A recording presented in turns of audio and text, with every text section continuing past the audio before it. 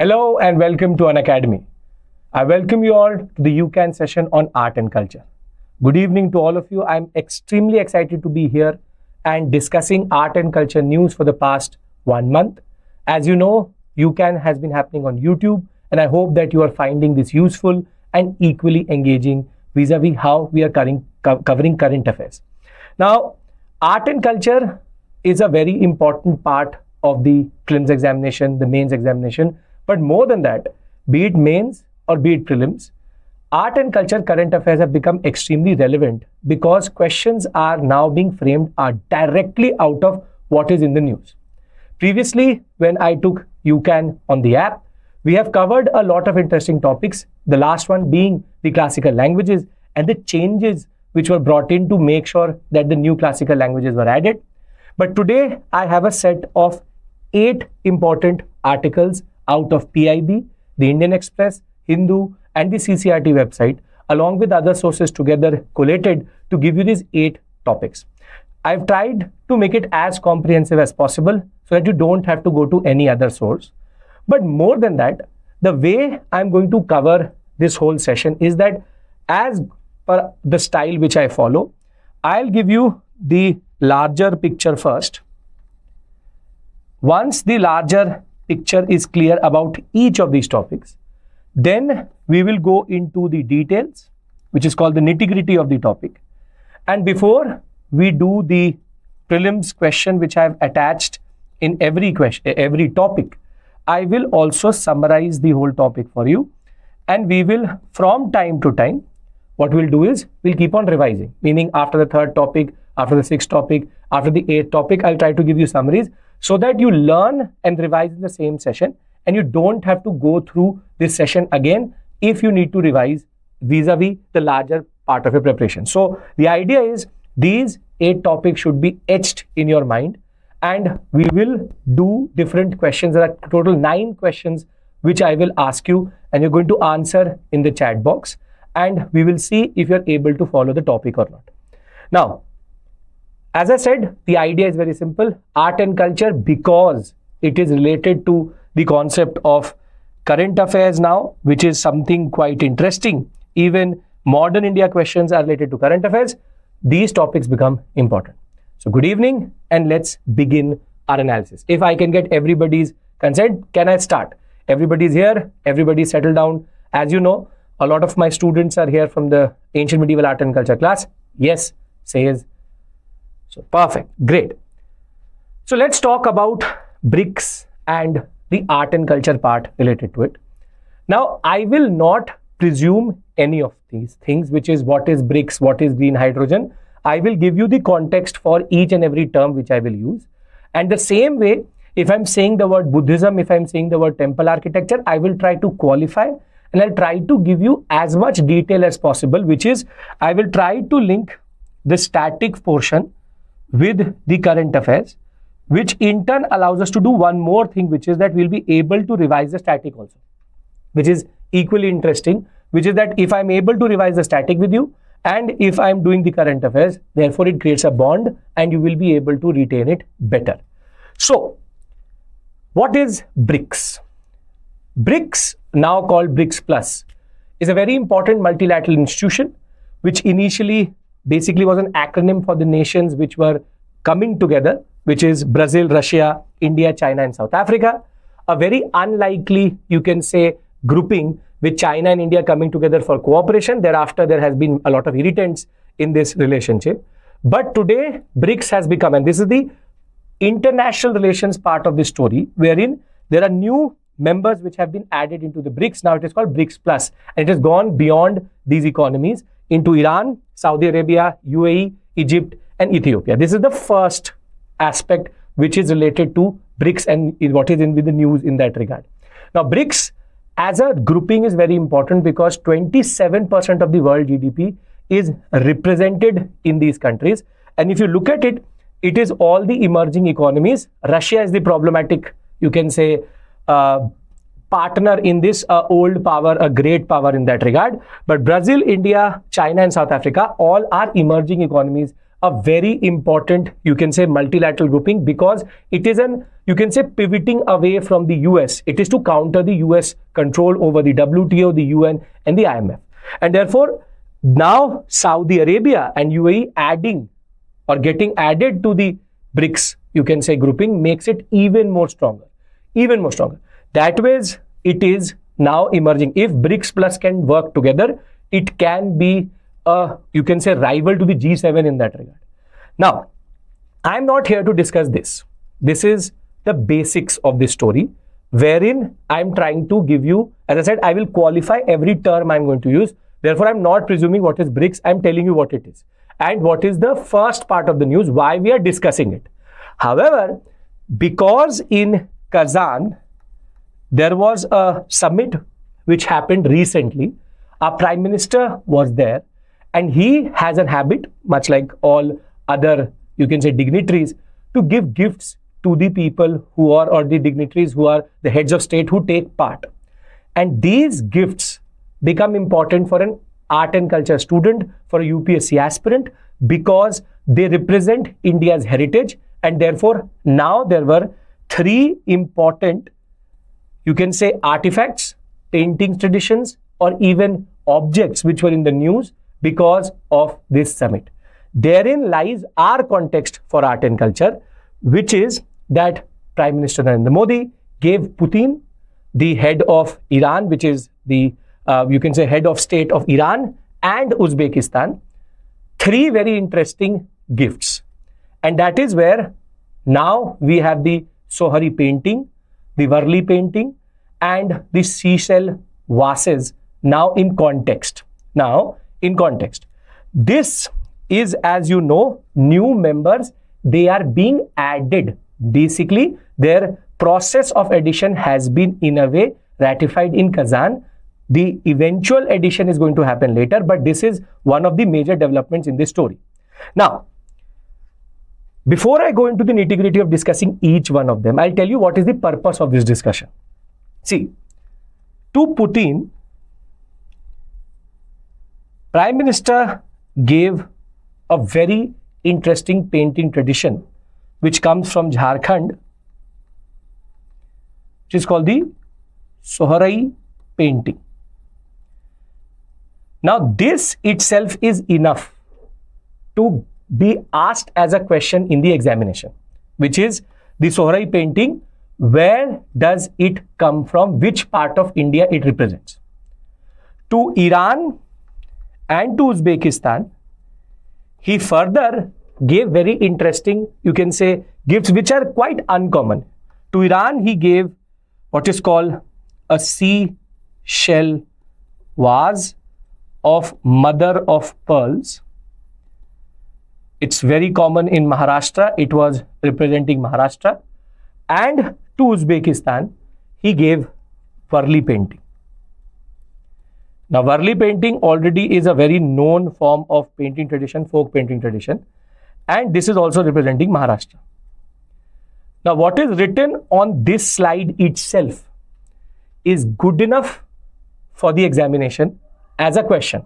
That is where I've given you a set of questions. 2 questions are there for this article, wherein I will try to ask you both the aspects, because there is a subset to this topic further. There is a subset to this topic further, which is called one district, one product, which I will discuss what that does mean. Now, to give you a little bit of a visual memory, this is basically the larger bird's eye view of this topic. But because in a way we need to know further, and because you can get statement-based question, we need to know what are the characteristics of the Sohari painting, what are the characteristics of the seashell vase, and what is the characteristic of the Varli painting. Now, let's talk about the Sohrai painting. The Sohrai painting, as you can see above me, is a very beautiful tradition coming out of Jharkhand. It is recognized under one district, one product, and it is the artistic expression of tribes which represent the Jharkhand culture. It is done by vegetable dye, sometimes by twigs, sometimes by very, very, very rudimentary tools. And these natural pigments give it a very interesting value. Further, a lot of different geometrical designs, and something which is quite interesting and important in this story is they basically represent wildlife, wherein it shows a relationship between the tribes and the wildlife. Therein shows a, you can say, bond between the tribes of Jharkhand and the wildlife tradition of this sector. And therefore, now you can get two types of questions here. What is the concept of one district, one product? That is the first thing, which I will discuss once I have covered the three products itself or the gifts itself. Second is, why is the Sohrai painting so important? Given to Putin himself, it is very, very important because it represents the tribal culture of India, specifically Jharkhand. The second gift, which was given to Iran, was called the mother of pearls seashell vase. So it was basically a vase, if you know, basically used for keeping flowers. It was a vase made out of pearl bearing seashells. There's no image exactly for the Iranian gift. However, it is a very well established tradition in the Maharashtra sector along the coastline, and this vase, whatever you want to call it, in a way represents the coastal and the, you can say, maritime prowess of India. So it was in a way a representation of Maharashtra's coastline and its culture and the fisherman culture in that regard. And the fact that it was a mother of pearls seashell vase, it is extremely expensive. You will find it very rarely. You will find standard seashells. You would have seen something like this for sure in your life, which is this type of seashell you will find everywhere. This type of seashell you will find everywhere. However, this is a mother of pearls seashell. Therein, it becomes even more rare. The third gift in this saga or in this whole concept was the Varli painting. Now, if you have followed any form of art and culture book, if you've covered any form of art and culture course, Varli painting is something which everybody talks about, which is coming from the Maharashtra sector, the three districts, the Palghar, the Talasari and the Dhanau districts or region of Maharashtra. The Varli tribe produce this painting tradition. Now, looking at this, you should be reminded of something, which is petroglyphs. Petroglyphs is a word which is used for cave paintings. This tradition goes back to the Mesolithic period, and it is believed that for a very, very long time, for close to 2 to 3,000 years, coming from 3000 BCE, this tradition has been followed in the Maharashtra sector and the Varli tribe itself, which makes it even more interesting. It is done on walls, mostly by women, Varli women, to commemorate the different festivals and major events in the life and the story of the Varli tribe itself. And therefore, it has ritualistic value as much as it just has artistic value.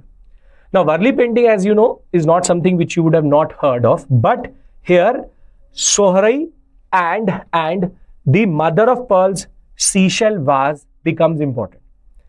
And because we get caught up into the political stories of these, sometimes we also have to pay attention to these three basic facts. What I want you to do is, I want you to learn this here itself. Jharkhand, Sohrai, Maharashtra to Varli and seashell vase. Because these are small points which you may be not able to revise before you go into the examination, but you have any form of memory to them.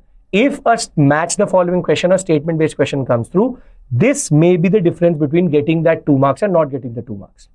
So very simply, this is the gist which is good enough for the examination, but we now have to qualify.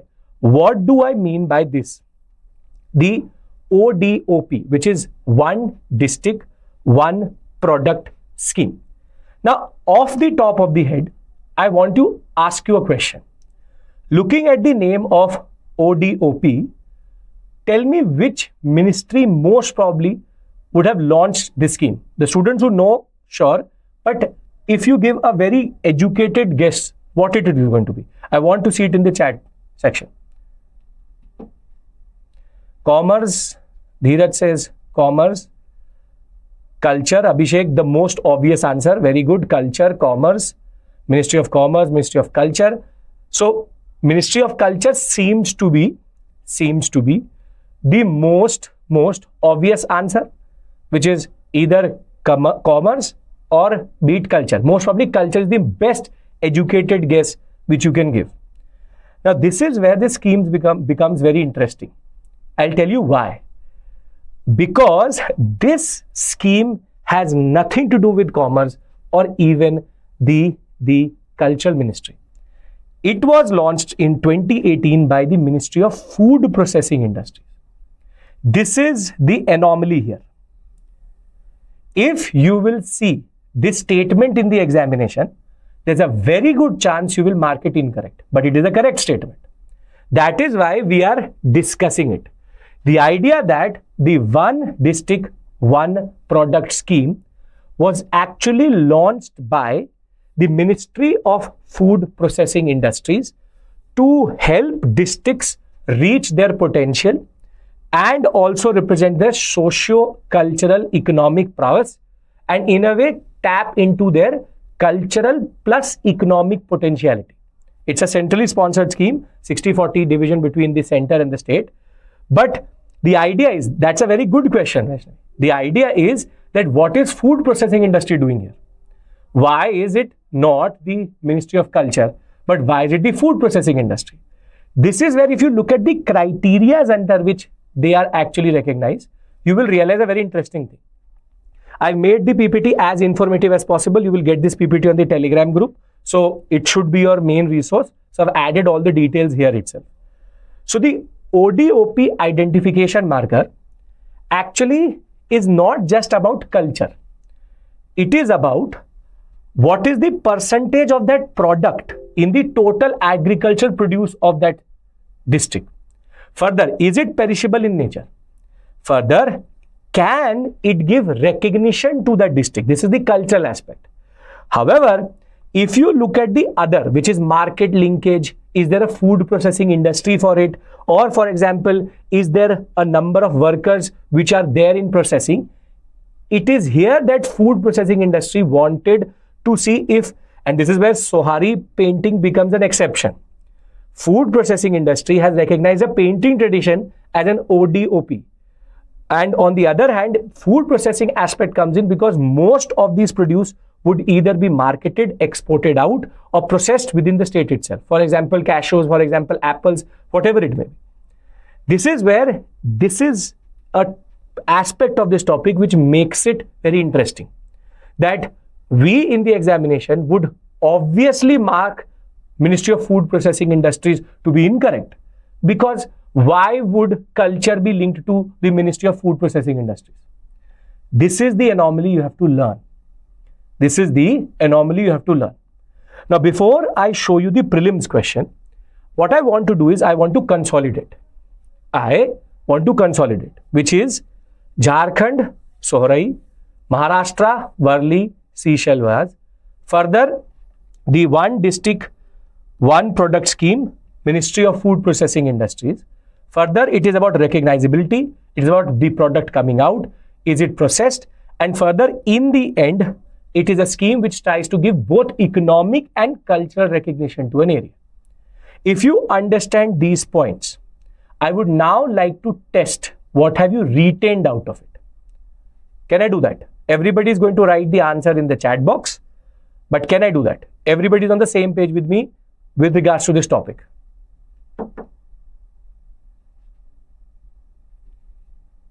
Yes?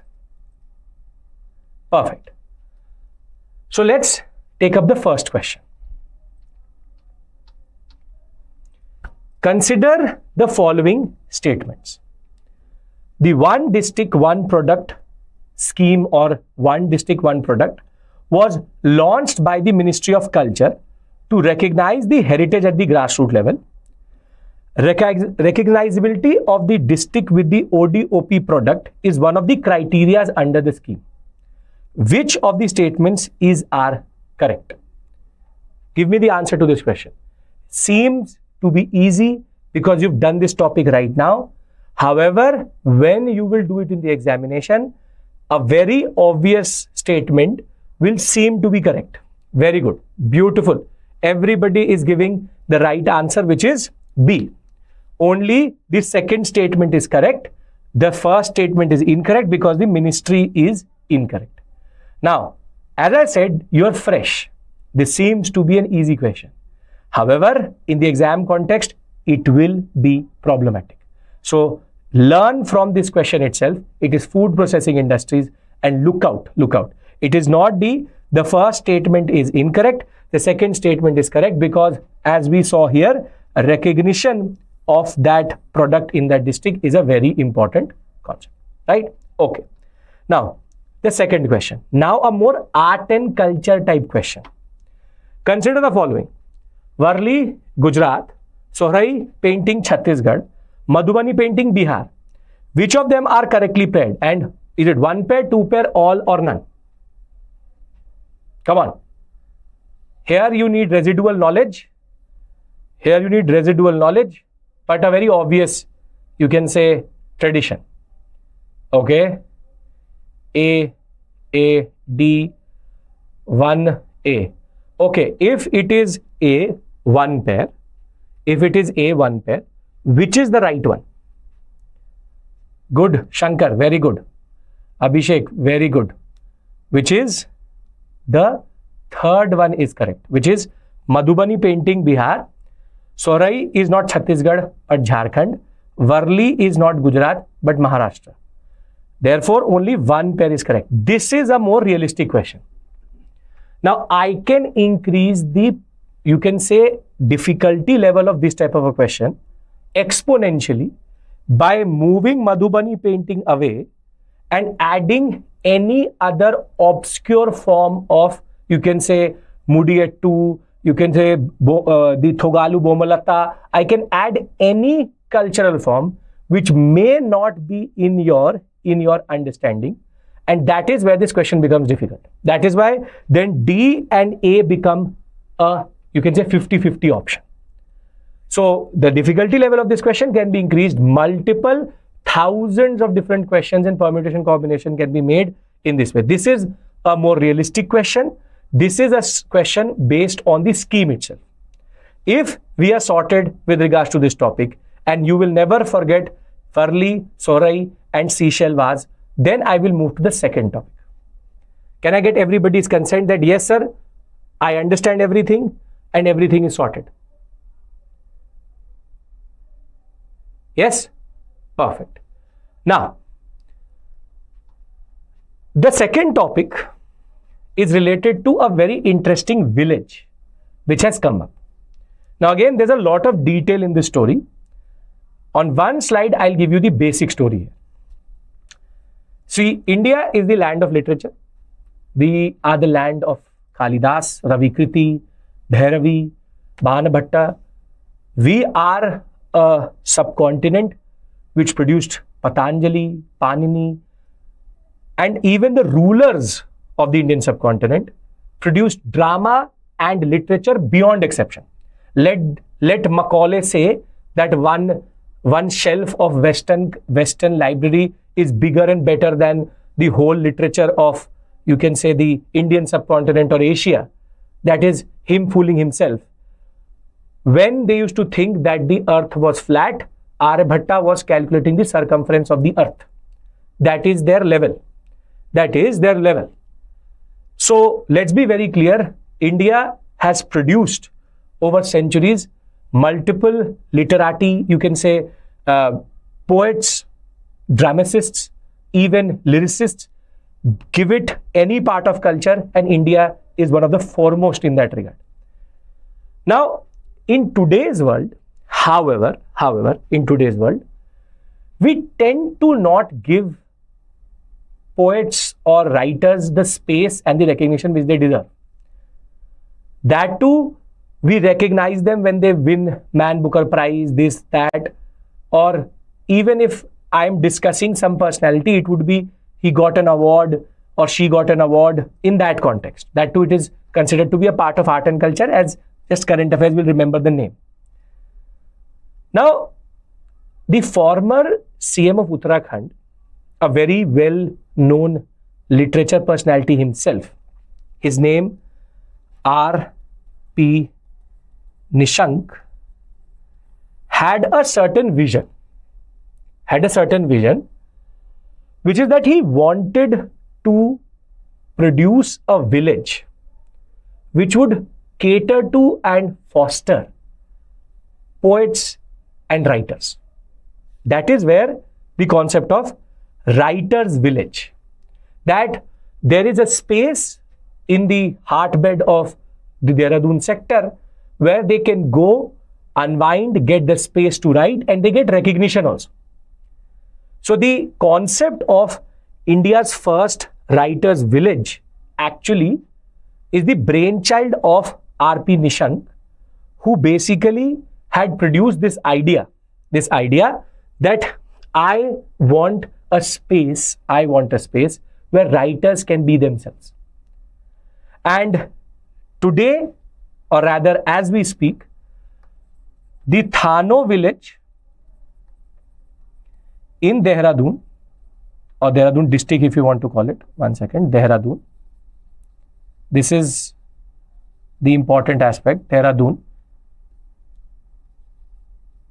The Thano village in Dehradun today has been recognized as India's first writer's village. This village and this idea was inaugurated by the former president, Ramnath Kovind, along with the governor of Uttarakhand and the present chief minister. And R.P. Nishank's book, Ram in the Himalayas,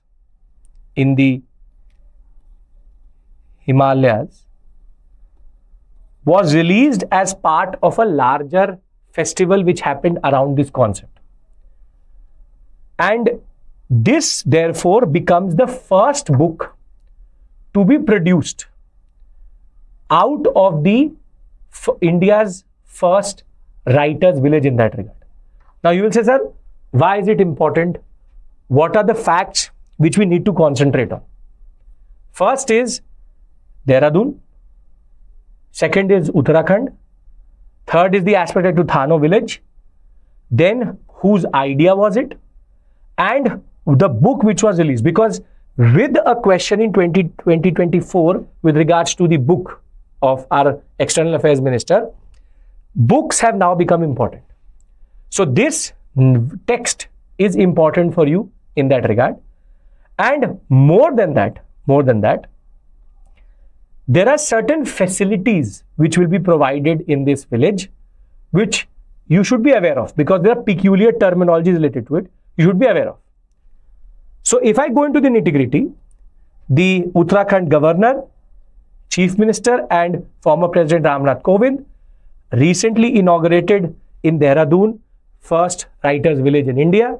It will foster creativity and provide the environment for writers in that regard to write in the right space, because it's a creative process. It's a proper village which has been converted into this. So it's a creative process. So you need to be in a certain space. And as I said, R.P. Nishank, he himself a very well-known writer, was the one who basically came up with this idea that we need to have something like this.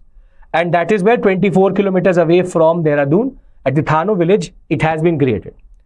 And at the same point of time, Ram in the Himalayas, a book written by Nishank itself, was released as part of the larger festivities.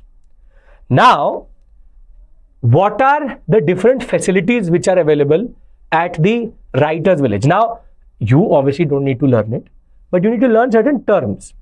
For example, Lekhan Kutir, cottages for writing. It's obvious right now, but you never know with UPSC because they use terminologies which may put you off. Then, for example, Sanjeevani Vatika, healing garden, which is healing of the senses, meditation.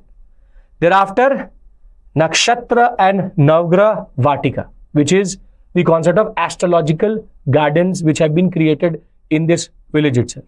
Others are quite obvious, but the idea is I expect you to know or at least be cognizant of these terms. They can ask you that Lekhar Kutir, Sanjeevani Vatika and Nakshatra or Navgraha Vatika, which was recently in the news, is related to, so you should know, the first writer's village in India. And as of right now, 40 attendees from 65 different countries will now basically be part of that village, which is good for the tourism of this sector, because as we all know, when we need to unwind, when we have a lot on our minds, we tend to look for greenage or greenery or for landscape. This is where this can become a hub for the literary, or you can say the body of writers and poets across the world in that regard. This is where this has a lot of potential to become maybe the next hub or epicenter, with Nishank actually trying to use the beauty of Uttarakhand to attract people and these writers who will spend quite a lot, which is good for the economy of Uttarakhand itself. So I hope you understand this is like a soft power move also. Soft power move means that you are trying to attract a lot of these, you can say, very important writers across the world, bringing them here and bringing in this concept of yoga, bringing in this concept of meditation, and it acts like a soft power. That is where India is trying to tap into its natural beauty and culture, which is a very good move, So what do we have to remember? We have to remember Nishank, we have to remember Thano, we have to remember Dehradun, we have to remember India's first writers village. Then we have to remember what is the concept of what we today call as Ram in the Himalayas book written by Nishank himself. If we understand this, then I'll give you a question on this. How can they, Lekhar Kutir and this and that? Yes, all of this can be sprinkled around in the examination somewhere. Can I now ask you a question on this? Yes? Beautiful. Okay. Consider the following statements about the book Ram in the Himalayas, which was recently in the news. Very relevant and you can say representative question, because they can ask you a text. Now, it is the first literature which has been produced in India's first writers village in Shimla. India's writers village was envisioned by the Prime Minister and the government of Uttarakhand as part of boosting the tourism of this sector. Which of these statements are correct? You already started to write the answer. Very good, very good, very good. So as of right now, everybody is on the same page. D. What is the issue with the first statement? What is the issue with the first statement?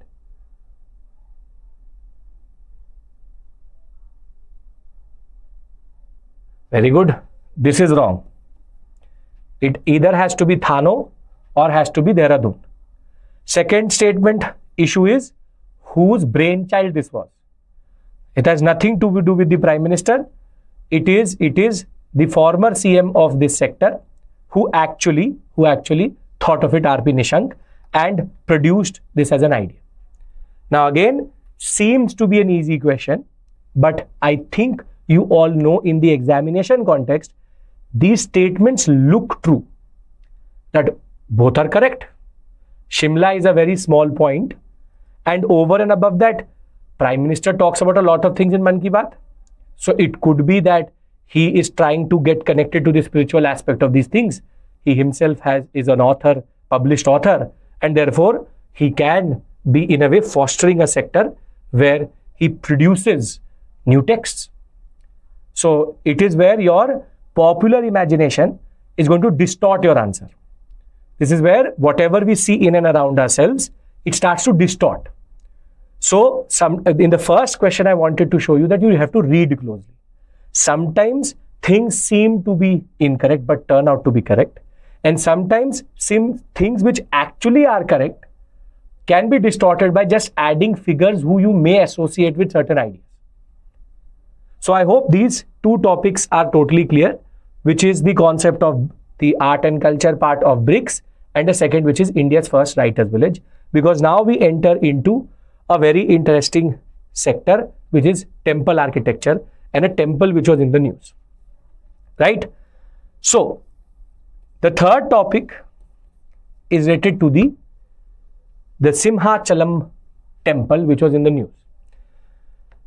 Now the straightforward context is that there is a new Telugu inscription which the ASI has found through its epigraphers above the statue or the idol of Lord Hanumana, or Hanuman, and therefore it is quite interesting that still this temple yields a new inscription. But this temple itself is also quite interesting. Somehow it links a very long tradition of history of this sector. Now, the Lord Hanumana statue giving a new inscription in turn means that now we have a new body of text which we can analyze to understand the historicity of this temple. Now, first things first, near Visakhapatnam, Andhra Pradesh, that is a very obvious thing which you should know. It is dedicated to the Narsimha avatar of Lord Vishnu. But what I want you to do with me is, let's understand the architecture. Let's try to decode the architecture. Let's revise architecture, and then we can come to the nitty-gritty part of what are the dynasties related to this sector. Now, looking at this temple and looking at its location, pay attention. Looking at this temple and looking at the location, what type of architecture it seems or what it should be? Nagara, Dravida or Vesara? I want everybody's answer here. Try to analyze. Look, I have the image in front of you. Okay. So, all of you as of right now are saying Dravida. Okay. And I think the giveaway for you may be this. Right. This is what you're looking at. And calling it Dravida. But Amir has decoded the location also rather than just looking at the Gopuram. Basically, it is a Vesara style of architecture, not Dravida. Now I'll tell you first what is the difference between the three, but more than that, how can I decode that? Because the answer to Vesara comes by looking at this. I do this in class quite a lot, which is just by looking at the Shikhar or the Vimana, whatever you want to call it, you can ascertain, and more than that, Andhra Pradesh, Telangana, Northern Karnataka has to be Vesara in that sense. Separate issue altogether. But let's try to understand the differentiation. Can I introduce to you the concept of Nagara, Dravida and Vesara in a brief manner, but at least introduce it to you in that regard? I can do that? Yes, sir. Perfect. Okay. Now, if it was a Nagara temple, it would have a Garbhagriha, which is the sanctum sanctorum where the god is. It would then have a curvilinear tower topped by an amlaka along with a kalash. A lot of you are going to learn this from me this next week in class, which is, we are covering medieval right now. We'll cover art and culture very soon. This is Garbhagriha. This is Shikhara. This is Amlaka. And this is Kalash. Thereafter, what I will find is a certain hallway which is called Mandapa, and the initial part of this mandap, one second, let me change the color. The initial part of this mandap, which is basically like an entry gate, is going to be called as the Ardha Mandapa. Very good. And the most important feature of a Nagara style temple is that it is on a raised platform. It is on a raised platform wherein you will enter like this into the temple. This is called Pitha. but certain books will also use the word Jagati, but Jagati is very specific to Vesara, but sure, why not? It's called Pitha. The technical term is Pitha. What I will not find, there will be no water tank, there will be no boundary wall, and there will be no entry gate, which is basically a Gopuram. Pitha is basically the platform, Vaishnavi. This platform is called Pitha, raised platform. That is called Mandap. You will also find something called Panchyatan, which is not specific to Nagara, but it is in Dravida also. But it's called Panchyatan, which is multiple subsidiary shrines, which is one shrine with subsidiary shrines either in the corner or it can also be together. This is called clusterization, which is, it has not specific Priyanshu, which is that it can be more than two is or more than one is Panchyatan. That Panch or Panch is not related to one another. Panchyatan is basically more than one, what we call as Shikhar. Now, as I said, there can be clusterization and non-clusterization. Meaning, clusterization means that if you've seen a temple, for example, whatever I've written in the screen is to be remembered. You will see something like this. Have you seen temples like this?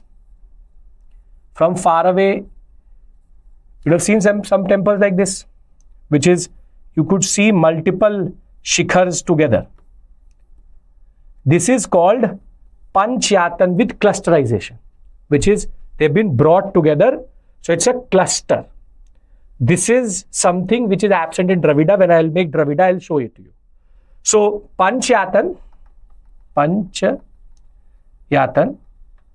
with clusterization is something which is there in Nagara. Nagara means northern style of architecture.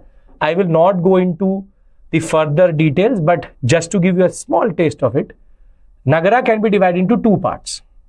One according to region, one according to the Shikhar. So you can have Latina, Famsana or Vallabhi based on how the curve inward, Latina, curve outward, Famsana, and if it has a square base, it becomes Vallabhi. And according to region, it can be Odisha, Khajuraho or Solanki. And it is here that the Odisha school matters to us, because what happens in the Odisha school is the terms change. Mandap is called Jagmohan and the Shikhar is called as the Rekha Prasada. Rekha Prasada, sometimes also called Rekha Dyul. Rekha Dyul. So mostly we don't use the word Prasada. What we use is the word Dyul. Rekha Dyul. So this concept is exactly the same. The terminology changes. Now this is for you a Nagara style temple. If I have to make a Dravida style temple, Akshardham temple, this applies to Nandita old temples. Today every temple is hybrid style. Even the Ayodhya Ram temple has a lot of elements from Vesara. Don't confuse them as of right now. These are for old temples. Now, Rekha Dyul, whatever it is pronounced, but it is called Rekha Dyul. Okay. Now, if I'll try to make it on the same screen so that it makes sense to you also. If I go to Dravida, if I go to South India, I will find a totally different type of structure. Wherein the first thing which I will find is a proper gateway, which basically all of you were able to identify to call it Dravida. That is called Gopuram. Further, what I will find is a proper boundary wall. And within that boundary wall, I will also find a concept of, one second, I'm adding it, which is I will find a water tank. Exactly the opposite of Dravida. And thereafter, I will find again the concept of a sanctum sanctorum, which is the concept of a Garbhagriha. The platform is not there now. It is not on a raised platform. The mandapa remains and the Ardha Mandap also remains. But here there's a very interesting concept. You have a pyramidal structure topped by not an amlak. This is called Vimana and this is called Shikhar. So the top of the Vimana becomes Shikhar. Shikhar actually is nothing but the curvilinear tower in the Nagara style of temple. So here you can see fundamental differentiation in terminology, but in imagery also. It obviously will resemble a Nagara, but not vis-a-vis the structures. If you will actually see, if I want to show you here that how all elements are here. This is basically a Gopuram. And this is a Shikhar. This should be basically called a Vimana. This is a Vimana. This is a Shikhara. But what makes it Vesara, I'll tell you why. Because Vesara is a mixture of Nagara plus Dravida found in central India. And what happens is they pick up the structure from Nagara and pick up the embellishment from Dravida, which is how it is decorated. And one more differentiation is what I said for Panchayatan with clusterization for Nagara. In South India, you will never find clusterization. You will find Panchayatan, but you will never find clusterization. Vimanas will be differentiated from one another. You'll find them in different spaces, not together. Now, why is this temple actually Vesara? You understand Dravida, I hope, which is Gopuram, water tank, the concept of boundary wall, Mandap, Ardha Mandap remains the same, Vimana, Shikhar, and the concept of non-clusterization with regards to the concept of Panchayatan. Now, why is this temple Vesara? Is because if you look at the structure of the mandap, this is a pure Jagmohan. It's an Odisha style mandap. And what is even bigger giveaway here is that this is curving inwards. The structure is like a curvilinear tower, like a Latina. However, if you look at it closely, it is embellished or decorated like a Dravida. So by looking at this temple, I can figure out that it has both the elements of Nagara and Dravida. And therefore, that is why this temple in the Andhra Pradesh sector would be called a Vesara style of temple. If this makes sense, this is the major chunk of this article, which is you should be able to understand its architecture and the fact that it is Vesara style. Narsimha Avatar, the chariot, all of these things are actually secondary here. What is important is the ability to identify temples whilst looking at the temple itself via an image. Salad plan, not necessarily, but Shankar, you're actually up to something. If I go inside here, I will find a small raised platform which is called Jagati with the zigzag design, not properly there, but zigzag is tried, so it makes it even more Vesara. Now, a very interesting thing about this temple, other than the fact that it is a congruence of these two things together, is that it represents one very interesting thing which is specific to a certain dynasty. I'll first introduce you to that dynasty. This is in Andhra Pradesh, near Visakhapatnam. I will first discuss that whole chronology and then I will tell you that there's a specific mandap. Again, tell me, there's a specific mandap which is found in the Vijayanagara dynasty. What is that mandap called? Anybody?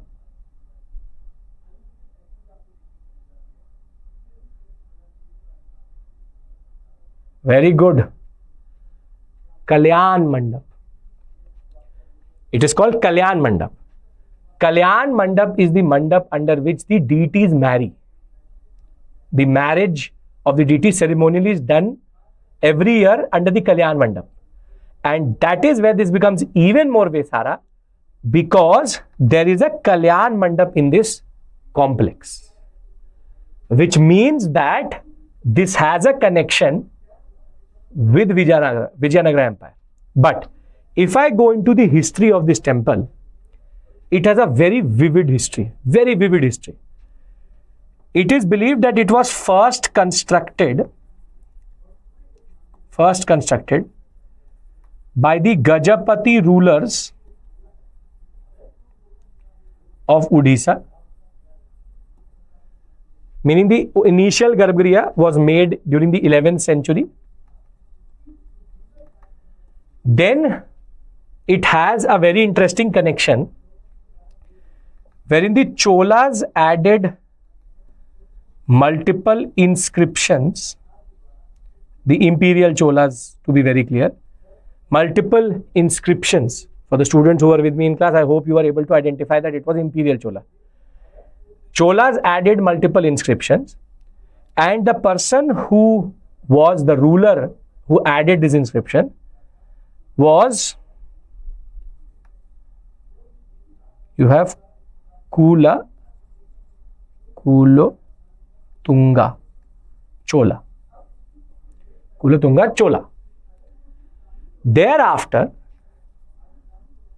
the offshoot of the Chalukyas of Badami, the Chalukyas of Vengi, added certain structures into this temple. If you know Chalukyas, you would know Badami will in turn lead to Kalyani and Vengi, and the Kalyani is going to give birth to what is called the Chalukyas of Lata. 4 Chalukyas are there in history, each basically an offshoot of one another.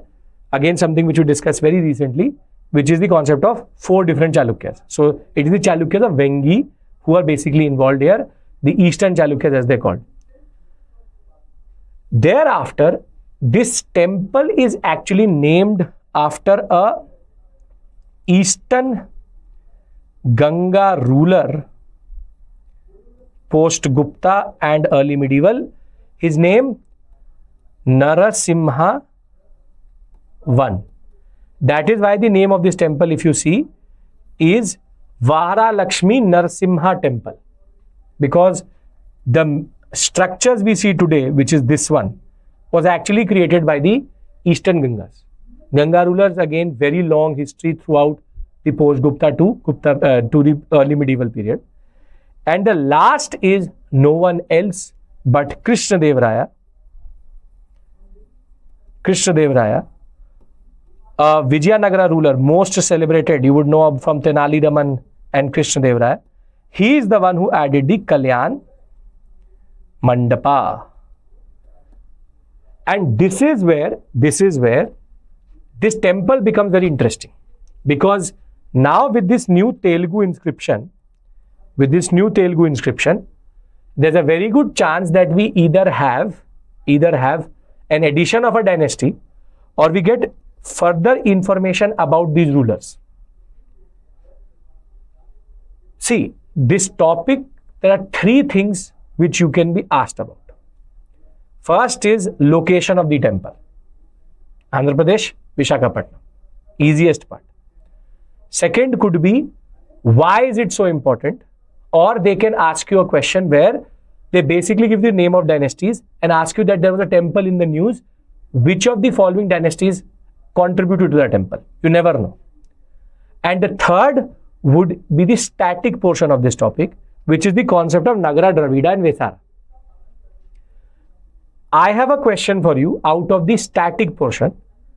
I'm going to discuss it with you once we all are on the same page with regards to the Kalyan Mandap, the aspect that there is a lot of history tapped into or captured by this temple itself, and this news is further going to develop with maybe new additions from the newly found inscription. If we are sorted, then let's look at the question. Can I do that? We are on the same page? Everything is making sense?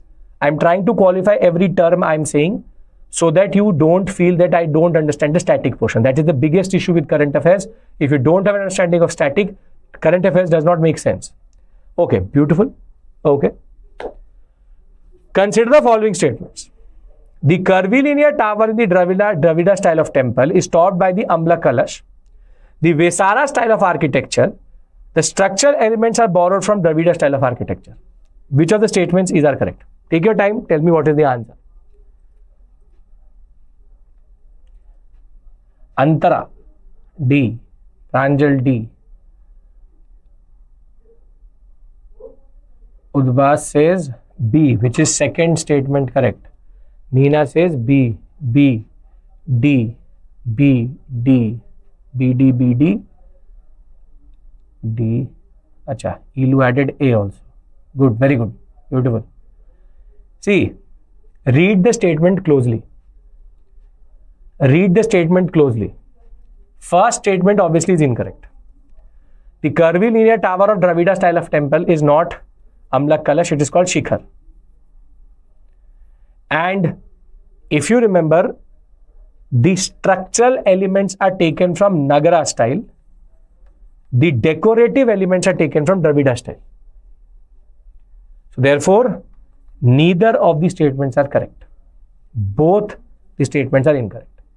This is not a current affairs question. This is a pure static question. Pure static question. Some of you, I will introduce this to you in class very soon. So I will make sure that you become an expert at least by looking at a temple. You will be able to identify it. I hope that is the endeavor and you will be able to. For the students who are doing themselves, please self-study. Please do learn these small nitty-gritties because temple architecture very important for mains examination. For mains examination, temple architecture itself is a very important chunk. So I hope that you will also understand. If we are sorted with this question, you understand why the answer is D, we move to the next topic. Can I do that? Yes? Yes. Okay. Now we in a way, in Uttarakhand, what type of temple we are seeing? You have to tell me the period, Sandhya.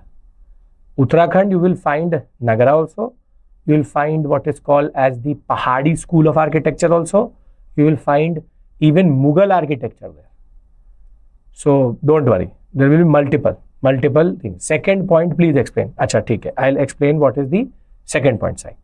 See, if I go to a Vesara's temple, think of Vesara like this pen. This pen has two elements. One is the structure of this pen and the other one is the decoration on this pen.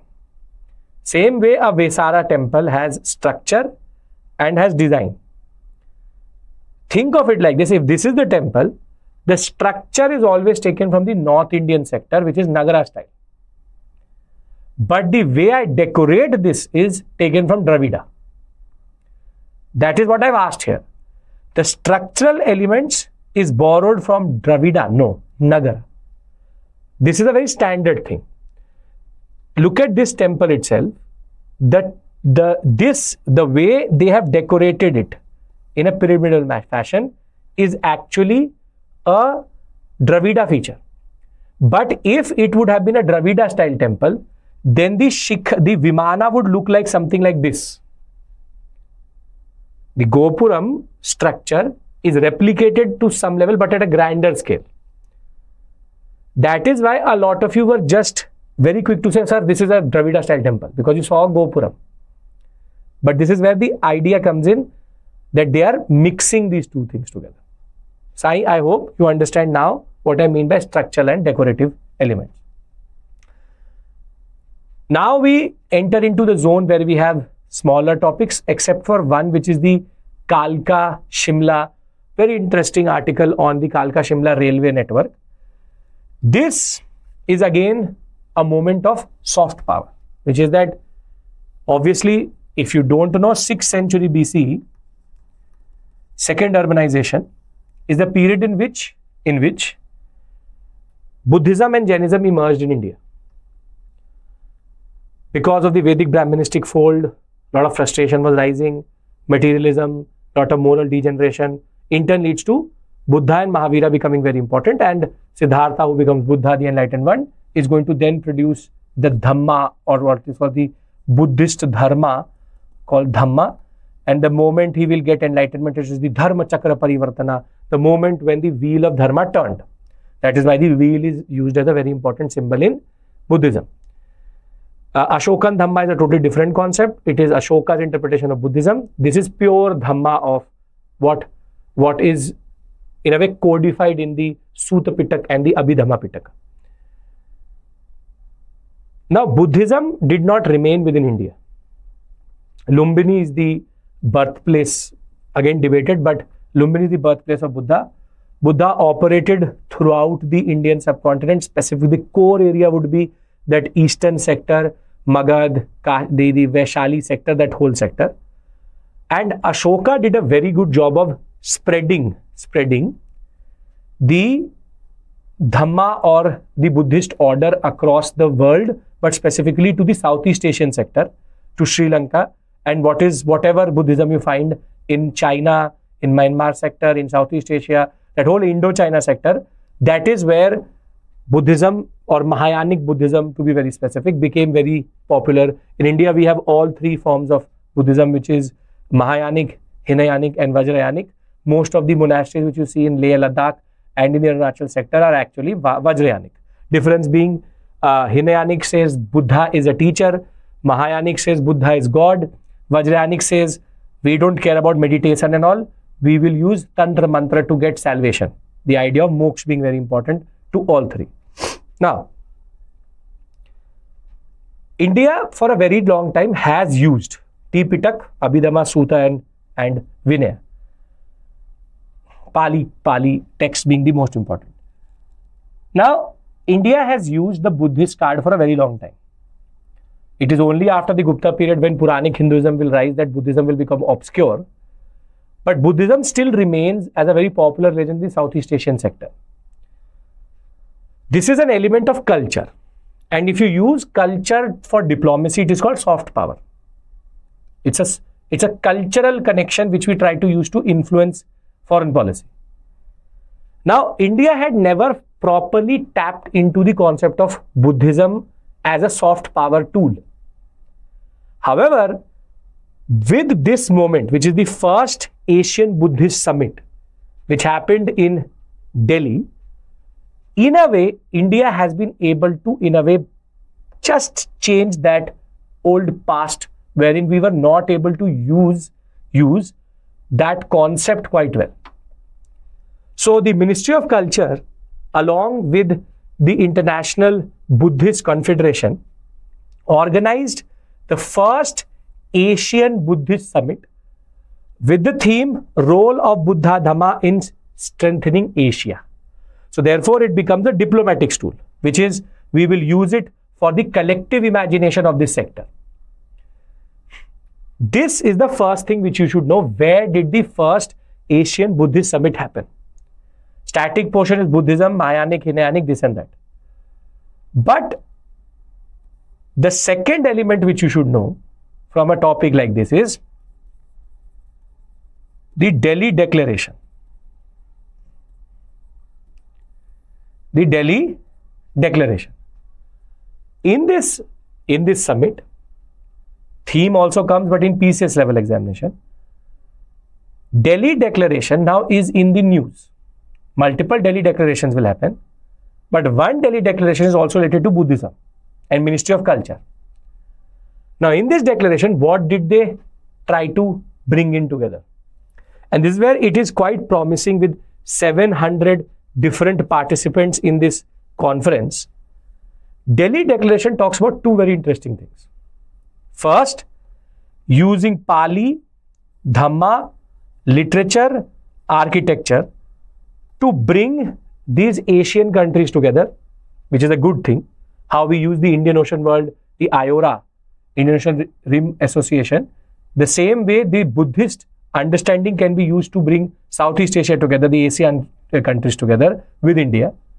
But the second element is equally interesting, which is recognizing medical aspects of Buddha's Dhamma, which is the meditation part, but also creating Buddhist pilgrimage circuits. As of right now, all Buddhist circuits are within India, adding Nepal into it with Lumbini.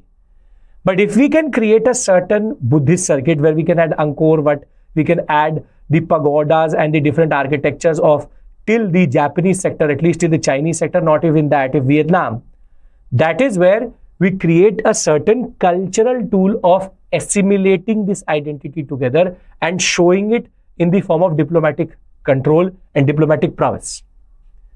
So, what is important for you is now two things. First, Asian Summit, Buddhist Summit, where did it happen? Delhi. Then, what is Delhi Declaration?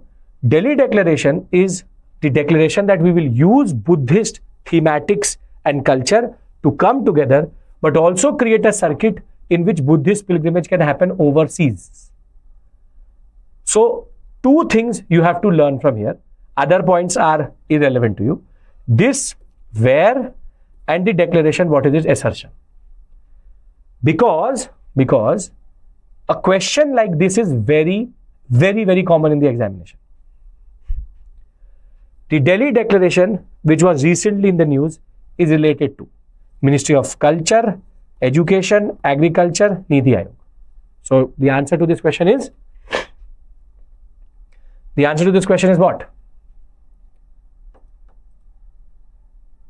Simply D, which is Ministry of Culture. But this seems to be easy right now.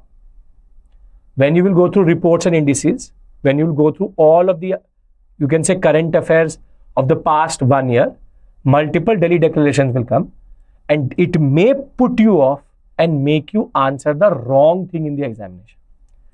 This is why I'm trying to show you a question which can be asked, and you should learn it here itself that, okay, there was one Delhi declaration, DDBC, which is Delhi Declaration, Buddhism, Culture.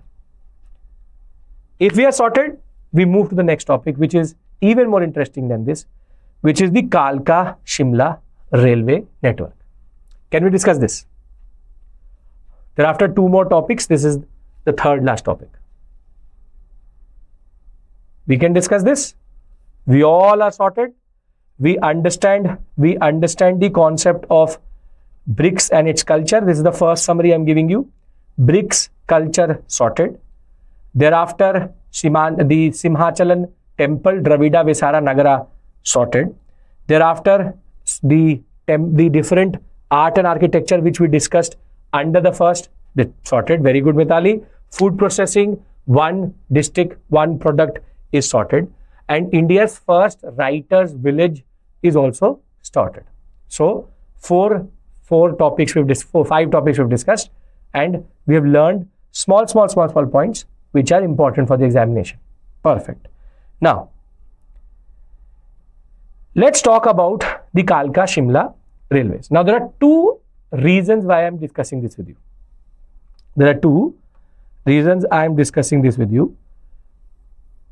First is that there's a certain proposition. Kalash is absent in Dravida, yes. Kalash Amlak is not there in Dravida. It is a shikhar. It looks like something like this. It will be like this, and it will look something like this. Amlak Kalash looks like this. Not there in. Okay. Coming back to why we were discussing this. Kalka-Shimla railway, there were two aspects. First is there's a certain proposition from the CM that we should revive Kalka-Shimla toy train based on green hydrogen. The beauty of history, somehow environment has also come into this context, which is science and technology environment, which is green hydrogen. But the other aspect which the Indian Express very well points out is extreme weather events and multiple landslides in the Shimla and the Kalka sector has led to a major crisis on this route. because close to 35 to 36 sections of the Kalka-Shimla railway line has been destroyed and needs restoration. It has been 3 times it has been challenged. One in the 1980s, in 2007 there was again extreme weather event, and recently there has been a series of landslides, major landslides, wherein waterlogging in turn led to landslides, and therefore there's a need to restore something which is quite close to us as a UNESCO World Heritage Site. It's a UNESCO World Heritage Site which is called the Kalka-Shimla Railway. This is the route of the Kalka-Shimla Railway, which is, it starts in Kalka, Haryana and goes towards Shimla, and it's a narrow gauge, you can say, train system or railway system. Narrow gauge can come in different, you can say, sizes. Broad gauge is 5 feet 6 inches, but narrow gauge, rather than using 2 feet, it is 2 feet 6 inches which it uses. But there's a story behind this railway track, meaning why are we linking Kalka with Shimla? Because it's a very, very difficult mountainous terrain. I'll tell you why narrow gauge was used. So there's a story to this, you can say, railway line, which is related to colonialism and modern India. If you allow me, I want to tell you that story of how this actually came about. Why did Kalka-Shimla railway line come about? We can discuss this. Okay, this is the toy train. For anybody who's not seen it, this is the toy train, very small coaches with this is the earliest of engines used in 2005, which is a dieselish, but then it became electric little bit, but then we came back to diesel. Now they're saying green hydrogen should be used in this engine. So I hope that we are ready to discuss that story. Perfect. Okay. Now, let me find one slide which is empty. Now there is a story to this. Why Shimla and why from Kalka to Shimla?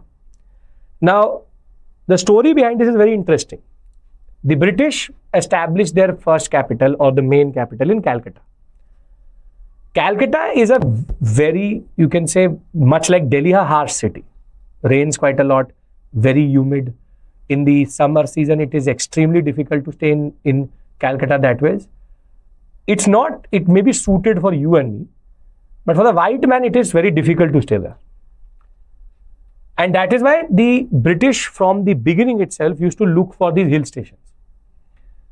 And the first hill station which they found as an alternative to Calcutta was actually Darjeeling, where the tea plantations will also start.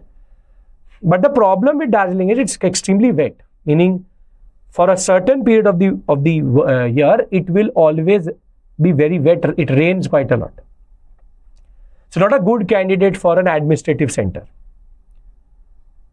So when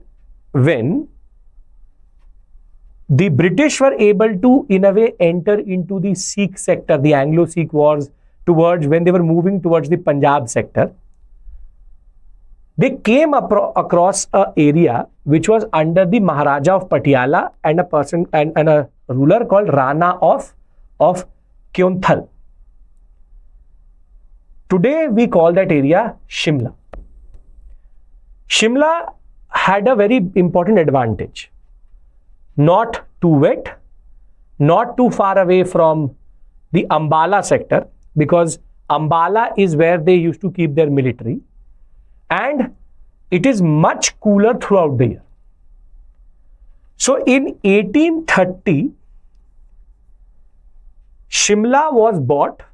It was called Simla, now called Shimla. Shimla was bought from the Maharaja of Patiala and the Rana of Kyonthal. And this is basically the East India Company which is buying it. And by 1840s, it became a proper settlement. A lot of the bureaucrats started to now go to the Shimla sector. Shimla that way became a hotspot for East India Company employees. They loved to be in Shimla because of the heat of Delhi. heat of Ambala, heat of Calcutta, the whole of the alluvial plain, the Doab region heats up during the summer season. But Shimla was very, you can say, cool. And by 1840s, there was, you can say, a proper settlement in this sector. But the problem is that during this period, it is very difficult to reach Shimla. Very difficult to reach Shimla. Because if you are the Governor General of India, taking a horse ride, then a bullock cart ride, then trekking for 10 kilometers is not something which you would want to do. So in the 1847 period, there was a proposal which was raised that we should connect Delhi, Ambala and Kalka and therefore to Shimla. Delhi, Ambala, Kalka being the entry point towards Shimla. And they used to, in a way, used to call Ambala like this, Ambala cantonment. However, the problem is that if you're in the 1847 period, you are under the East India Company. And a railway track in this sector would be very, very expensive. Some of you may have read the article which I've written about the railways in India, and you would know that it is a private enterprise. Therefore, there was no point for the East India Company first to bring in a private company and then give it a guarantee to make one of the most difficult railway tracks in India, even difficult than the Western Ghat and the what we call as Western Ghat, which is GIRP, is the most difficult terrain. But this is even more difficult because a steep gradient is there. So from 1847 itself, this, you can say, proposal was there in a very bureaucratic channel, but was never in a way materialized. It never materialized. There was an idea that we have to reach till Kalka-Shimla. It is in 1864, after the East India Company was removed and the Crown Rule comes in, and the Viceroy now feels he cannot stay in Calcutta. Multiple reasons, including rise of nationalism, but the idea that it is very, very difficult to stay in that sector with nationalism and the heat. So there's a symbolic heat of the nationalism also. In 1864, Shimla is going to be declared as the second, but what is called as the summer capital of British India. And now for 7 months, between April to October, the Viceroy and his council used to shift from Calcutta to Shimla. Now it became imperative that Shimla needs to be connected, because if the Viceroy is moving in this sector, you need certain infrastructure. And that is where by 1883, 84, 87, there were multiple, you can say, agreements which were being created, and a body was created which is called the Delhi Ambala Kalka Company, Railway Company. And it was given the contract finally in 1887 to make this railway line. The original plan was it should be narrow gauge, but only 1 feet 8 inches. But when then the Ambala cantonment got to know that this 1 feet 8 inches is not good enough for military equipment. That is where in 1901, the narrow gauge was changed to this one, which is 2 feet 6 inches. A point which I also make in my article, which is that the purpose of the railways in India was military plus commercial. So the military said that if we cannot take any equipment to the Shimla sector, then what's the point of having the railways itself? That is where in 1901 they will revise the gauge and make it 2 feet 6 inches. 2 feet 6 inches. And finally in 1903, 9th November, the Shimla-Kalka railway line, as you know it, came or became open to people. This is basically the story of Shimla and the railway line. But if you go to the Kalka railway station or to the Shimla station, you will find a very interesting museum. And that museum is named after a person called Baba Bhalku. I don't know if you've ever been to this sector or not. Baba Bhalku. This personality was actually a saint, a monk.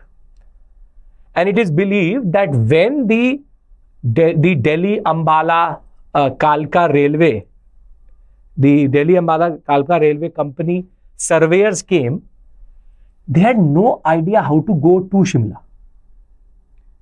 And this is where Baba Bhalku if you want to call him, he helped the East India the company surveyors to map this terrain.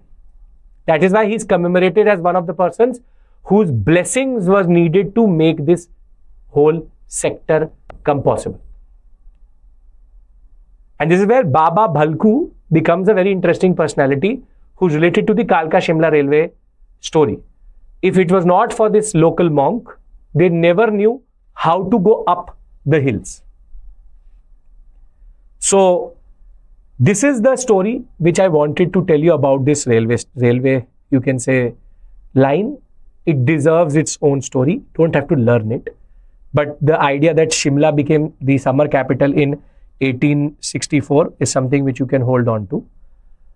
Now, other than this aspect, this railway line is actually quite legendary, which is that started to be built in 1898, completed in 1903. The engineer was H.S. Harrington, helped by Baba Bhalku. Further, 96 kilometers called the toy train line, 18 stations, 102 tunnels, 850 bridges, and the world's highest multi-arch gallery bridge is at Kano, and the world's longest tunnel at that time, not today, longest tunnel at Barog is also part of the KSR railways, which is Kalka-Shimla railways. And it got the UNESCO World Heritage Tag in 2008. Further,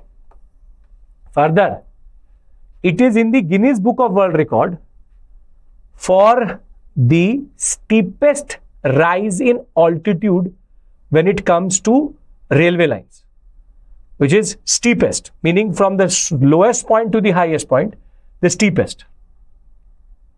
And together with the Darjeeling Himalayan Railways, Nilgiri Mountain Railways and Kalka Railways together called the Mountain Railways of India, it is recognized in 2008 as a UNESCO World Heritage Site. So with UNESCO World Heritage in news, this becomes interesting for you.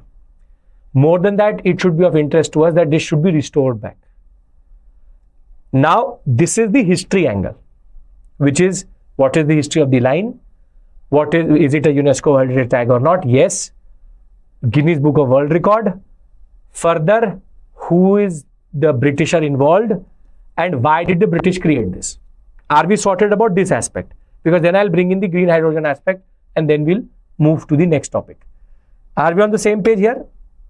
A lot of new details I've shared, but just to give you an interesting story about it. It is gauge. It is the distance between two tracks. That is called gauge.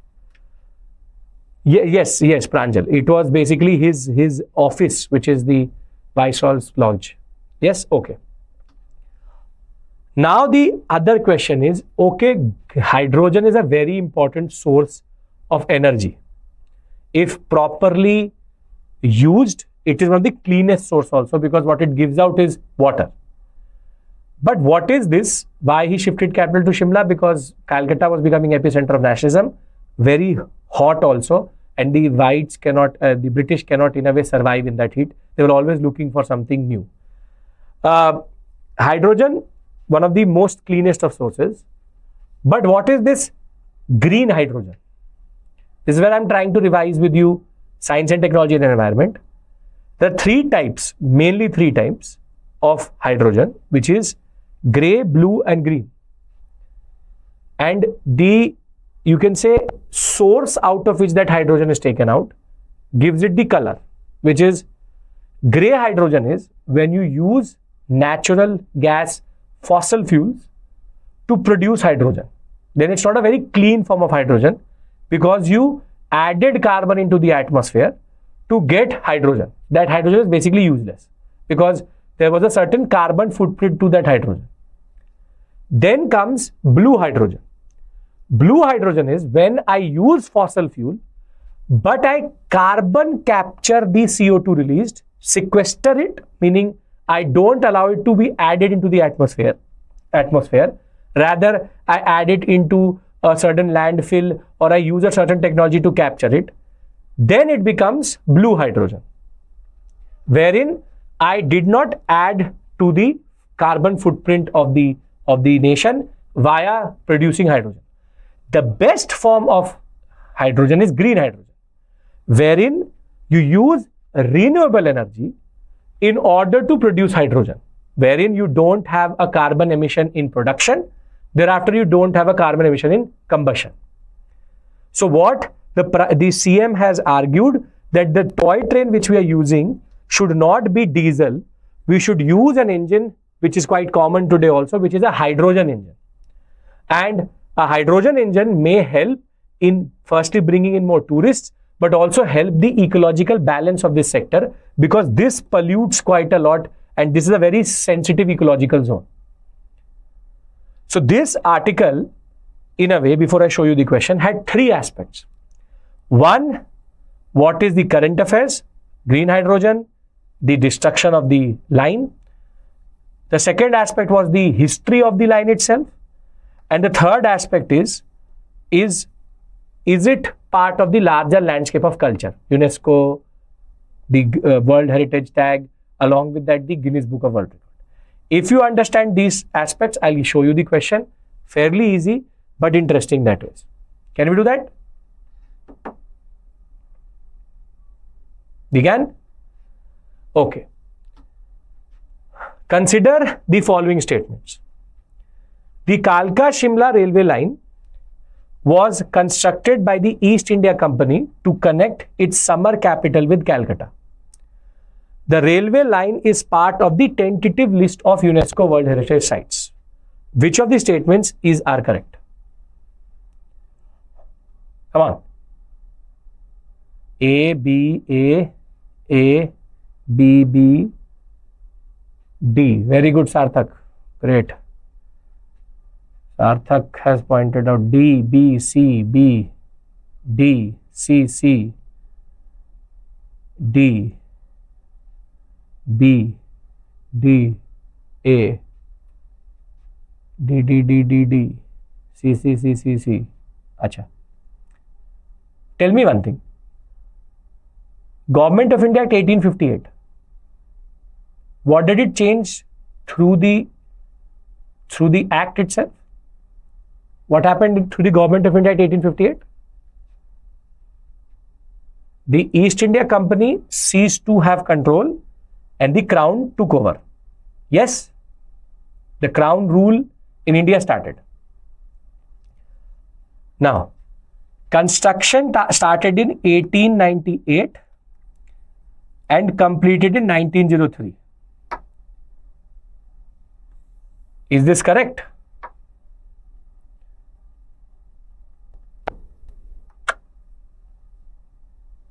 It should be British government. It cannot be East India Company. After 1858, East India Company has no control over India. It says railway line was constructed by East India Company. No, it was constructed by the British government of India, which has nothing to do with East India Company. The control of East India Company was gone in 1858 itself. It is not asking you about the Shimla. It's not about Shimla. Railway line it is saying. If you look at this timeline, 1830, 1840, 1847, 1864. Till this point, we are under company rule. After this, it is crown rule. So then how can be the first statement be correct? Basically, I'm playing with words. This is called reading closely. Reading closely. Shimla to Calcutta is totally correct. Shimla to Calcutta is correct. But the problem is it's wordplay. Now, second statement is also incorrect. Second statement is also incorrect. If a UNESCO World Heritage Tag is given to a site, it goes into the representative list and not the tentative list. It goes in the representative list and not the tentative list. Tentative list is when a country nominates, then UNESCO says, okay, tentative. Then if it is added into the UNESCO World Heritage Tag, then it is considered representative list. Here again, I am playing with words. Here you need to know what is the concept of UNESCO World Heritage. Tentative, not representative, not tentative. For example, Maratha military landscape is in the tentative list. Hoysaleshwara temples used to be in the tentative list. Now they're in the representative list. This is where nuance to certain topics matter. I hope you understand why the answer is D. Right? Great. Now, something which I previously discussed, difference between tentative and representative. If you are if a country says, I want to nominate, for example, Lalita as a UNESCO World Heritage Tag. So UNESCO will say, okay, let me add you to the tentative list. Meaning, now if there will be a conference, Lalita can be only nominated as a UNESCO World Heritage Tag if she is in the tentative list. Meaning it's like a nominated list by countries. If the conference believes that there is a lot of historical importance to Lalita, then she will be moved out of the waiting list, which is the tentative list, into the representative list, which we call as UNESCO World Heritage Tag. Basically, it's RAC confirmed or waiting list ticket confirmed. Perfect, Lalita. Great. This battle, for the past 1 month, there has been a lot of commemoration of this battle, which is called the Battle of Walong. I discussed this previously in CNA also, but just to bring all of it together here, the only thing which you actually need to know is which war was it related to, because the story cannot be asked as a statement-based question. Battle of Walong is related to the Indochina War or the Sino-Indian War of 1962. And if you will actually listen to the story behind it, it is beyond exception. Where 800 men protected the Walong Valley from 4,000 Chinese soldiers and a reinforcement of 15,000 more by using the terrain and tactics quite well. The 2nd Infantry Division, or what is called the 11th Infantry Brigade, in October of 1962, which had only 800 men, were able to stop an invasion of 4,000 Chinese.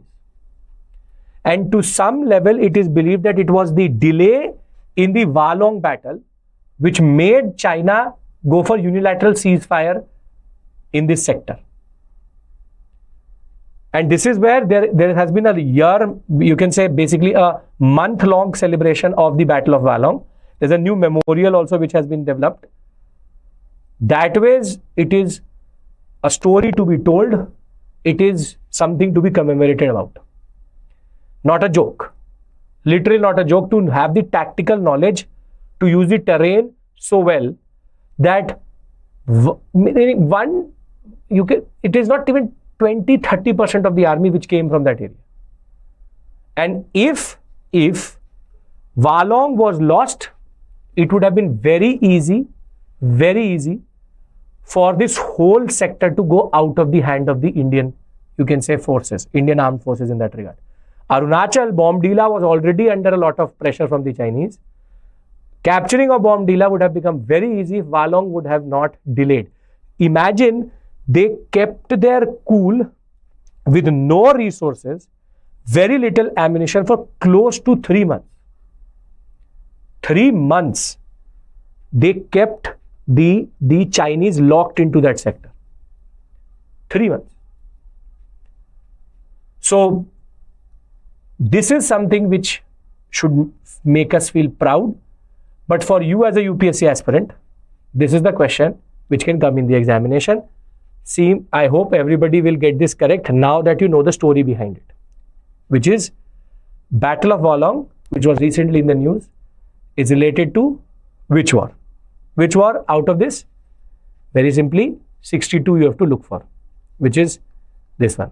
All other are Indo-Pak wars. Arunachal, as it is with the Chinese sector. One of the weirdest wars which we fought, and the only war which we were in a way humiliated in. Thereafter, India never repeated 62 in that sense. Okay. We have 2 topics left, fairly straightforward. One is a personality and the other one is a scheme. Can I now proceed into this? Everybody is with me? On the same page? Everything is fine? No issues whatsoever with the 6 topics which I have discussed till this point. Right? Okay. Now, if you will look at this name, it may not ring a bell. But when I'll write C.R. Das, then you will automatically remember. C.R. Das in your modern India is related to what? Yes, very good, Dhanya. Which is, if you know your basic history of modern India, C.R. Das is known most important as what is the popular imagination is Swarajist no changers. Swarajist no changers. Motilal Nehru and C.R. Das, that was quite important. The Swaraj party, the Swarajist no changers. However, because it was his birth anniversary on 5th November, C.R. Das, also called Deshbandhu Chittaranjan Das, the Lok Sabha speaker commemorated his birth anniversary in the parliament. That is where it becomes quite important for us. It becomes quite important for us. Therefore, this personality should be remembered, and there are multiple aspects about him which people don't know. See, we all know about the concept of Swarajist no changers. In what is called as the Alipur conspiracy case, if you know your revolutionary activities, also called as the Maniktola conspiracy case, in which Aurobindo Ghosh was involved, the lawyer who defended the Ghosh brothers, Birendra Kumar Ghosh and Aurobindo Ghosh, was actually C.R. Das. He was the barrister who defended the case of Aurobindo Ghosh and got him acquitted. Thereafter, there's one more, the Decca conspiracy case. Again, a case related to revolutionary activities. He was again in defense of the revolutionaries, and he is the one who Subhash Chandra Bose used to call his inspiration. Netaji used to call C.R. Das his inspiration.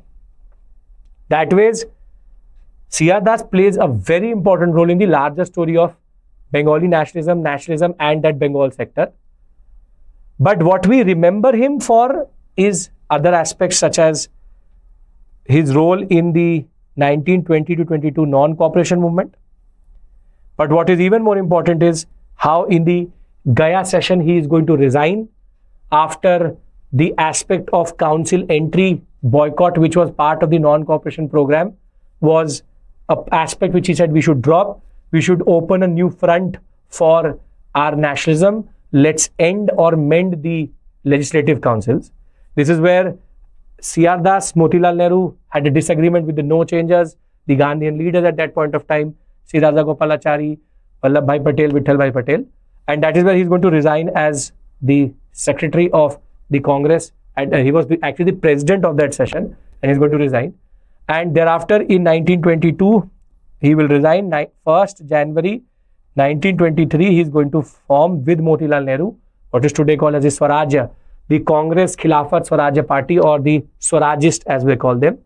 And that way he played a very important role in keeping the nationalist spirit alive during the period when Gandhi was in jail, not very, you can say, supportive to the Swarajist, but in the larger story of things, he will be an inspiration to anybody and everybody who was there in Bengal. So the idea is very simple. Now anything related to C.R. Das is important. From Aurobindo Ghosh's acquittal in the Alipur bomb case, to the Decca conspiracy case, to the Jallianwala Bagh massacre, you can say informal Congress committee which was formed. In that also with Motilal Nehru, he was there. Further, non-cooperation, the idea of council entry, and Gaya session resignation, in turn leading to Swarajist party formation.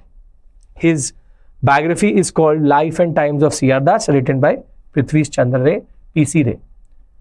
I hope if you have done Modern India, you would have heard about him for sure.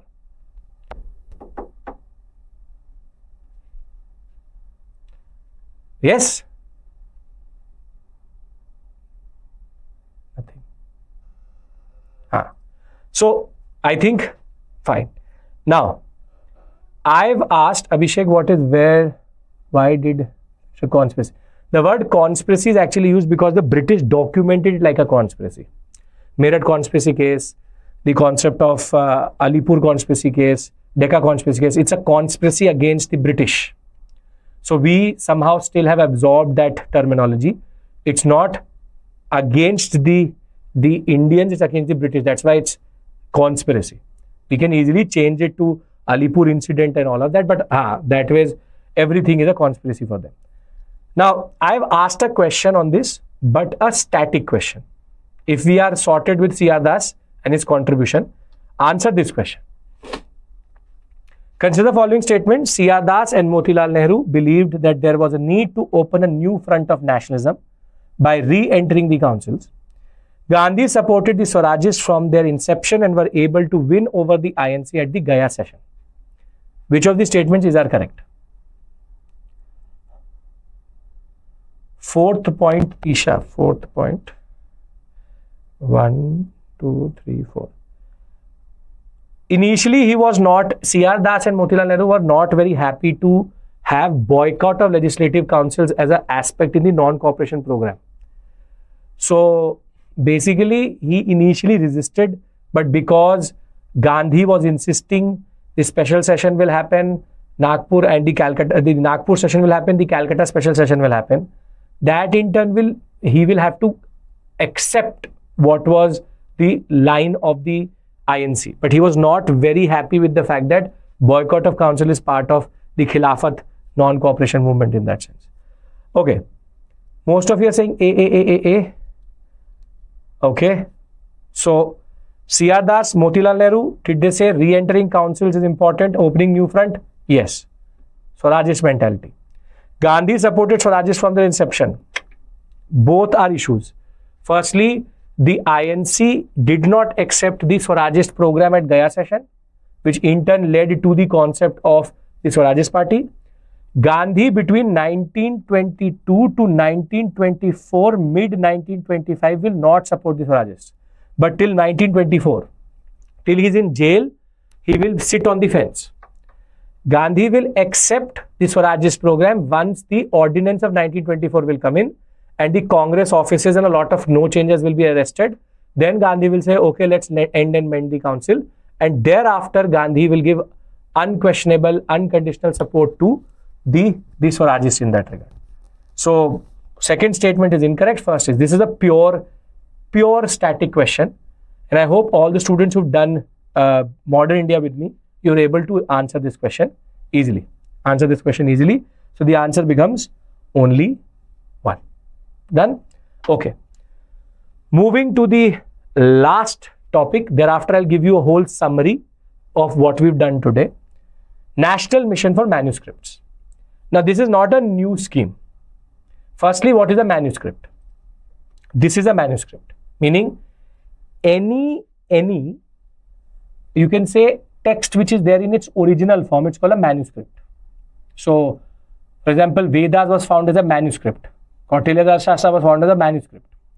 So, manuscripts are either on these palm leaves as they're called, or you will also find it on a very perishable material. So, the most important aspect of an archaeologist when he finds a manuscript is conservation. Because if we don't conserve or document, there's a very good chance after a certain point, these are called folios. These folios will be lost with a lot of, you can say, moisture, heat. It is very, very easy for these folios to be lost. Preservation is very, very important. Conservation, preservation. Now, the National Mission for Manuscripts was actually initially launched 5 to 6 years back under the Indira Gandhi National Center for Arts. And why are we discussing this is because the Ministry of Culture is thinking of removing the Indira Gandhi National Center for Arts as the nodal agency for the NMM and creating a autonomous body which can, perishable means can get destroyed, can then be a body which can do this job better.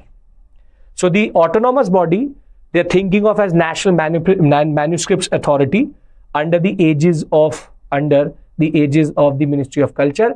This is the news actually, which is that they are thinking of changing the nodal agency from Indira Gandhi National Center for Arts to creating a new autonomous body under them. There something like Sahit Kala Academy, so as to do this in a better way. Now for you, what becomes important? Handwritten, it's not just handwritten. Any original form text, if you will, Sarthak, for example, if you write a book, the publisher will say, send me the manuscript. The original form of the text is called manuscript. Once it is reproduced, it is called a text or a literature. Manuscript is the oldest or the original form of that text, meaning what we read today is Arthashastra. That is not the manuscript. There's an original form of Arthashastra through which there was a text called translated into Arthashastra which you and me read today. So any original text is called manuscript. Now, for us now it becomes important to know what was the purpose of this mission. National Mission for Manuscripts was created for documentation, conservation, digitization and online dissemination. The idea was autonomous body means that it will have a separate budget and it will not be reporting, it will only be reporting to the Ministry of Culture, and it will have a proper, you can say, structural mechanism in which it can take its own decisions other than being under a trust in that regard. Now, do understand this point. What was the purpose was we take the manuscript in the world of digitization, digitize it and give it to everybody. So you document, conserve, digitize and disseminate, and a lot of ambitious targets were picked up. For example, 5.2 million number of manuscripts should be documented, 90 million folios need to be conserved, 3.5 lakh should be digitized. Thereafter, 100 conservation workshops were taken. Thereafter, uploaded to a web portal which was accessible to everyone. But this mission has turned out to be problematic. And the reason for that is very simple. In the past 5 years, only 1.3 lakh manuscripts have been digitized. That too, some of them have mistakes, so they need to be now re-digitized with handwritten corrections. And 80% of them are with private bodies. And they have no incentive to give access to people. So they were taken from the private body, digitized, but the accessibility is not available. And over and above that, the pace at which this is happening, it will take 50 to 60 years to document each of these manuscripts. In that period, the manuscript will automatically become, it's perishable, it will be destroyed. So there was an urge and a need to basically give a little bit of more force and push to this mission. That is where this change is being brought in. Now, I've given you 3 to 4 information. What is a manuscript? Which is the organization it is under? What is the purpose? These numbers are immaterial, is not important. I want to ask you a question, and you will see how a question on this topic can actually be very deceiving. Can I ask you that question? Are we sorted with regards to what is the purpose? Why was it created? And what is the manuscript? All these 3 things are sorted. Yes? Yes, okay. Look at this question. Consider the following statement. The National Mission for Manuscripts is a scheme under the aegis of Ministry of Culture and NIC, National Informatics Center. The mission concentrates on discovery, documentation, conservation, digitization, and online dissemination of manuscript heritage of India. Which of this is are correct? Come on, tell me what is the answer to this question. B. Manjeet says D. Interesting. B, C, D, D. 2 more D's have come. Okay. Pranjal says D. D. The people who are saying D. Yeah, very good. This is obviously incorrect. It is under the ministry. It is under the Indira Gandhi National Center for Arts. Where did it say it discovers? Read closely. This is an incorrect statement. It is for documentation, conservation, digitization, online dissemination. Not for discovery. That is the job of the ASI. In a way, we come back full circle because, for example, we discussed the Simhachalam temple. That is the job of the ASI, epigraphists, not of the NMM. NMM is under the Indira Gandhi National Center for Arts. Now you get it how these small topics can become problematic in the examination.